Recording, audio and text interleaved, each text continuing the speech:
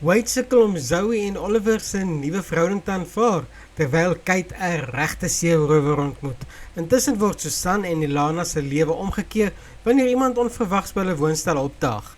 Hier is jou Suidooster voorskou vir 16 tot 20 Februarie 2026. Dis Jock en jy kyk na TV Praatjies. As jy niet is, teken in, druk die klokkie en kom ons spring sommer dadelik weg. Maandag 16 Februarie 2026. Wade sukkel om die romantiese ontwikkeling tussen Zoe en Oliver te verwerk. Bridget is woedend vir Nazim. Dinsdag 17 Februarie 2026. Zoe en Oliver is ewe onseker oor mekaar. Ilana vertrek op impulsiewe avontuur, terwyl Kate vir Justin se hulp vra met haar soektog.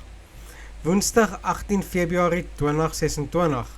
Wade moedig Oliver aan om getrou te bly aan sy droom en nie die grond te ontwikkel nie, terwyl Susan haar boservarings regskit ter wille van Ilana. Kate ontmoet 'n seerower. Dit kan interessant wees. Donderdag 19 Februarie 2026.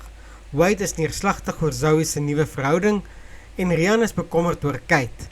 Rafik maak Kashifa ontsteld terwyl Ilana en Susan 'n groot besluit neem. Vrydag 20 Februarie 2026. Wade en Angie verbreek hulle horisonne terwyl JPD weer eens Rafik en Kashifa se planne in die wiele ry. Iemand vir wie Susan baie omgee, daag onverwags by haar en Ilana se woonstel op.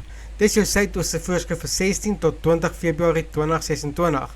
As jy wil weet hoe Wade, Zoe, Oliver, Kate en Susan se stories verder ontvou, maak seker jy teken in, druk die klokkie en deel gerus in die kommentaar wie se storielyne jy van nou en wie sin jou die meeste pla.